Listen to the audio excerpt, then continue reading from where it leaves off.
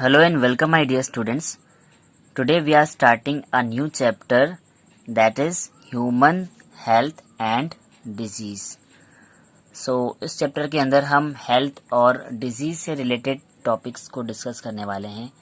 Means वो कौन से फैक्टर होते हैं जो ह्यूमन हेल्थ में हेल्पफुल होते हैं, कौन कौन सी डिजीजेज हैं जो कि अलग अलग टाइप के पैथोजन से कॉज होती हैं, डिजीज़ क्या होती हैं, ये पैथोजन्स क्या होते हैं, हमारी इम्यूनिटी क्या होती है, इम्यूनिटी किस टाइप की होती है, किस तरह से हमारी जो बॉडी है इन डिजीज़ के अगेंस्ट जो है इम्यून रिस्पॉन्स देती है.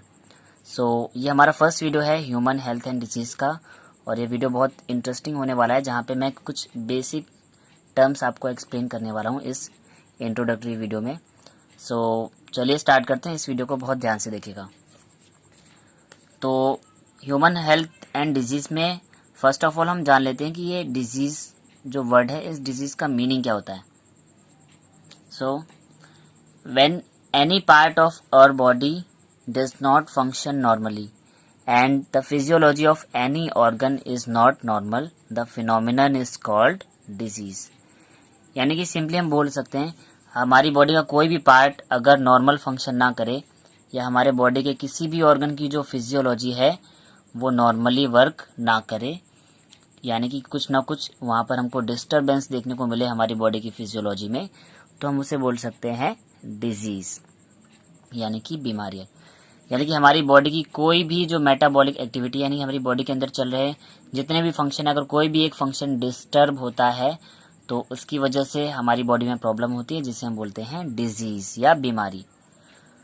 इन अदर वर्ड्स, जो दूसरी डेफिनेशन हम बोलें तो the difference in normal physiological function of the body is called disease.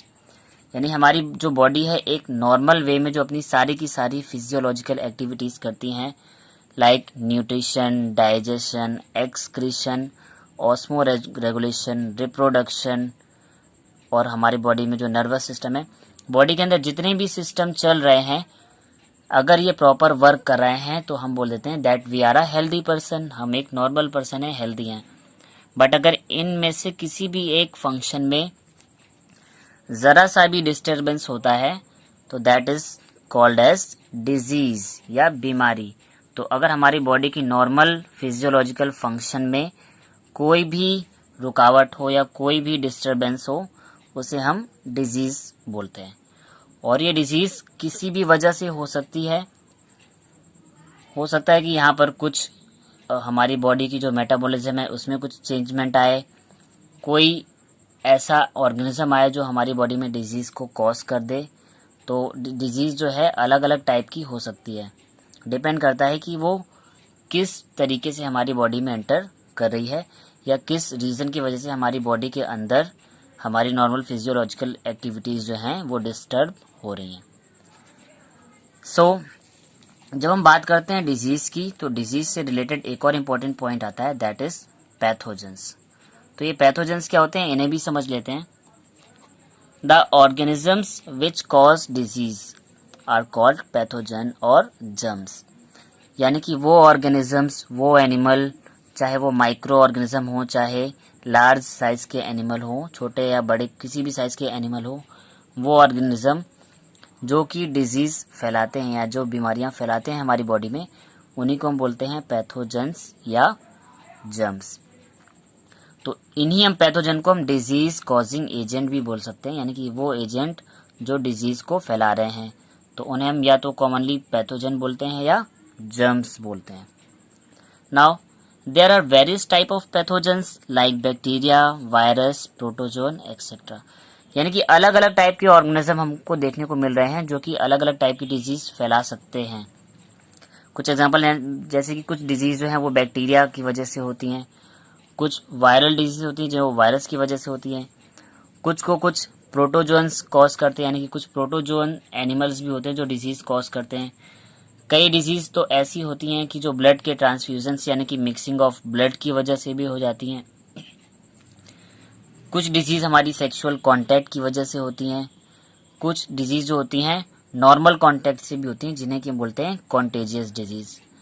For example now अडेज, जैसे कि ये जो कोरोना वायरस चल रहा है, ये क्या है, एक तरीके से कॉन्टेजियस डिजीज़ है, यानी कि लोग अगर दो लोग आपस में कांटेक्ट में आ रहे हैं तो ये डिजीज एक इन्फेक्टेड पर्सन से एक हेल्दी पर्सन में ट्रांसमिट हो सकती है। यानी कि अगर जो डिजीज लोगों के कांटेक्ट में आने से स्प्रेड हो रही है उसे हम बोल देंगे कॉन्टेजियस डिजीज। तो इस तरह से जो हमारी डिजीज है वो कई टाइप की हो सकती है, डिपेंड करता है कि वो किस टाइप के पैथोजन से हो रही है। वो पैथोजन कौन है, बैक्टीरिया है, वायरस है, प्रोटोजोन है, क्या है। So different pathogen cause different type of diseases in human, यानी कि अलग अलग पैथोजन से अलग अलग टाइप की डिजीज देखने को मिली है ह्यूमन बींग्स में। तो फर्स्ट ऑफ ऑल हम पहली कैटेगरी की बात करें तो डिजीज कॉज्ड बाय बैक्टीरिया। यहाँ पे मैं कुछ एग्जांपल्स दे रहा हूँ कि वो डिजीज जो बैक्टीरिया की वजह से ह्यूमन बींग्स में फैल रही हैं। एग्जांपल है कॉलरा, डिफ्थीरिया, टिटनस, ट्यूबरकुलोसिस जिसको कि हम टीबी भी बोलते हैं, टाइफॉइड जो कि एक लॉन्ग टर्म फीवर होता है, और निमोनिया। तो ये सारी की सारी जो डिजीज हैं, cholera, diphtheria, tetanus, tuberculosis, typhoid और निमोनिया, ये सब किससे कॉज करी जा रही हैं, यानी कि कौन फैला रहा है इनको, बैक्टीरिया। यानी कि इन डिजीज का जो मेन पैथोजन है वो कौन सा है, बैक्टीरिया। चलिए कुछ और एग्जांपल्स लेते हैं। डिजीज कॉज्ड बाय वायरस, यानी कि कुछ ऐसी बीमारियां होंगी जो वायरस की वजह से कॉज हो रही होंगी, लाइक रेबीज। रेबीज जो है वो रेबीज वायरस की वजह से होती है। पोलियोमाइलिटिस, पोलियोमाइलिटिस ये पोलियो वायरस की वजह से होती है, जिसमें कि लोगों के जो हाइंड लिम्ब है यानी कि जो पैर हैं उनमें कुछ हमको इफेक्ट देखने को मिलता है, यानी कि उनमें कुछ ना कुछ डिफॉर्मिटीज आ जाती हैं। इन्फ्लुएंजा, ये इन्फ्लुएंजा वायरस की वजह से होती है। AIDS, acquired immunodeficiency syndrome, ये आपके सिलेबस के लिए मोस्ट इंपॉर्टेंट है, जो कई बार एग्जाम में आती है, और ये भी एक वायरस की वजह से होती है, वायरल डिजीज है जिसको कि हम बोलते हैं HIV वायरस या human immunodeficiency virus. Common cold and cough जो है, यानी कि हमें जो नॉर्मल जुकाम भी होता है वो वायरस की वजह से ही होता है। मीजल्स, चिकन पॉक्स, ये दोनों भी वायरल डिजीज है। अब कुछ एग्जांपल ले लेते हैं। डिजीज कॉज्ड बाय प्रोटोजोआ, यानी कि ऐसी डिजीज जो किसी प्रोटोजोन से हो रही हैं, यानी कि प्रिमिटिव ऑर्गेनिज्म से, यूनिसेलुलर प्रोटोजोन से जो डिजीज हो रही हैं। एग्जांपल है अमीबियासिस। अब ये डिजीज अमीबा की वजह से हो रही है, इसलिए इसका नाम है अमीबियासिस। मलेरिया, आप नॉर्मली जो बोलते हो ना कि मलेरिया तो मच्छर के काटने की वजह से होता है, तो ये मच्छर के काटने की वजह से नहीं होता है। मच्छर तो केवल एक मीडियम है उस प्रोटोजोन को आपकी बॉडी में इंसर्ट करने का, ठीक है। तो अब ये मलेरिया में जो मॉस्किटो है, मॉस्किटो मीडियम क्यों है और पैथोजन इसका प्रोटोजोआ क्यों है, ये भी मैं इसी वीडियो में आपको डिस्कस कर लूँगा अभी। तो सिंपली ऐसे ऑर्गेनिज्म होते हैं ना कि जो किसी पैथोजन को एक जगह से दूसरी जगह तक ले जाते हैं, यानी कि या ले जाने में हेल्प करते हैं, ठीक है।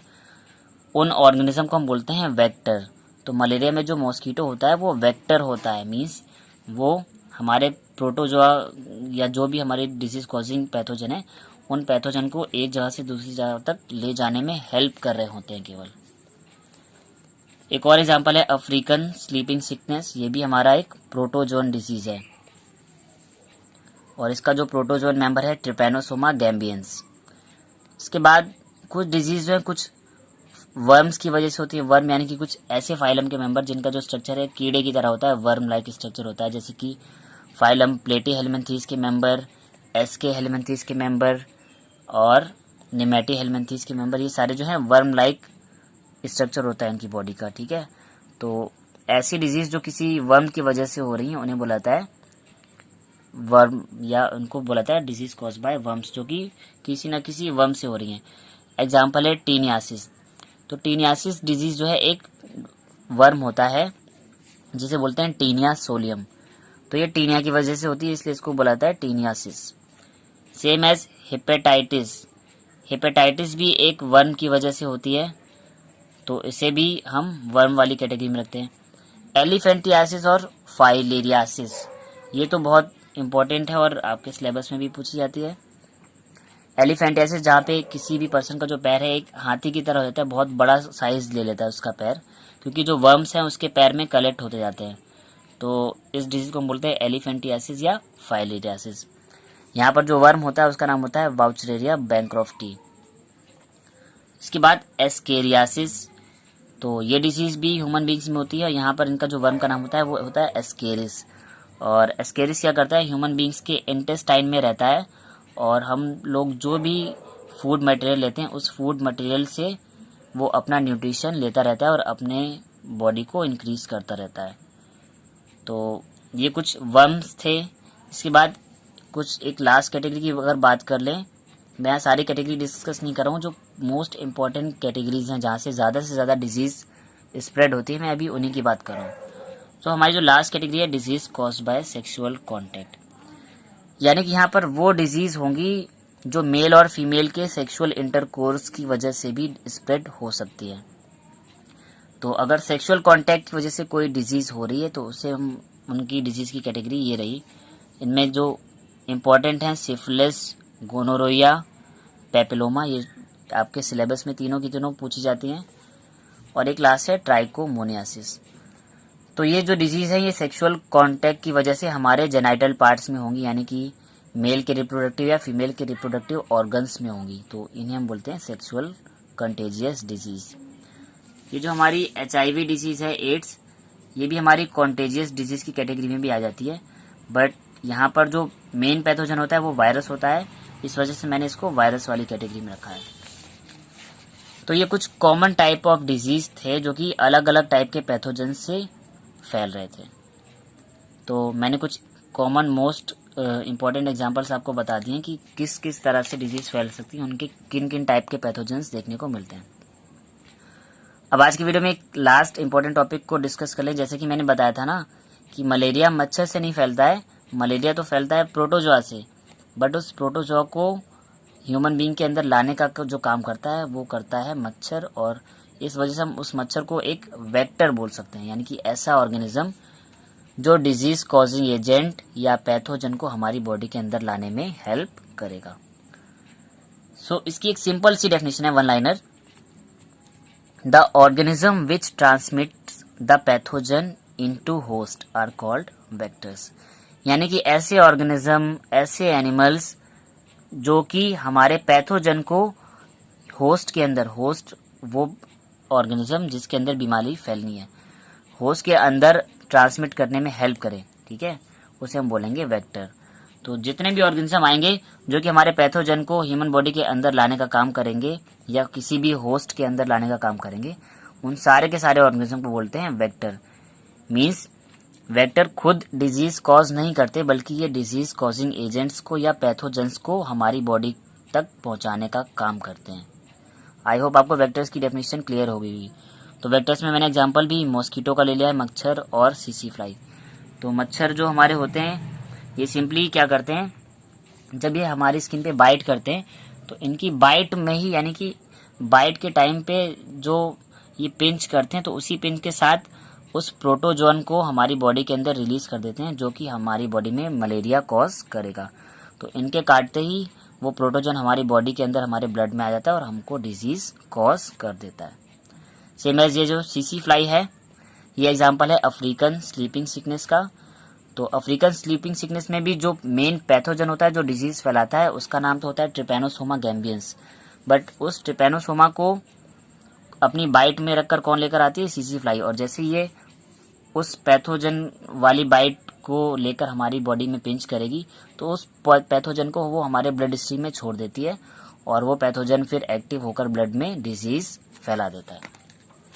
सो स्टूडेंट, ये एक इंट्रोडक्टरी वीडियो था ह्यूमन हेल्थ एंड डिजीज का, जहाँ पे मैंने आपको डिजीज क्या होती है, पैथोजेंस क्या होते हैं, कितनी टाइप की डिजीज हो सकती हैं, कितने टाइप के पैथोजेंस पॉसिबल हैं और वेक्टर्स क्या होते हैं।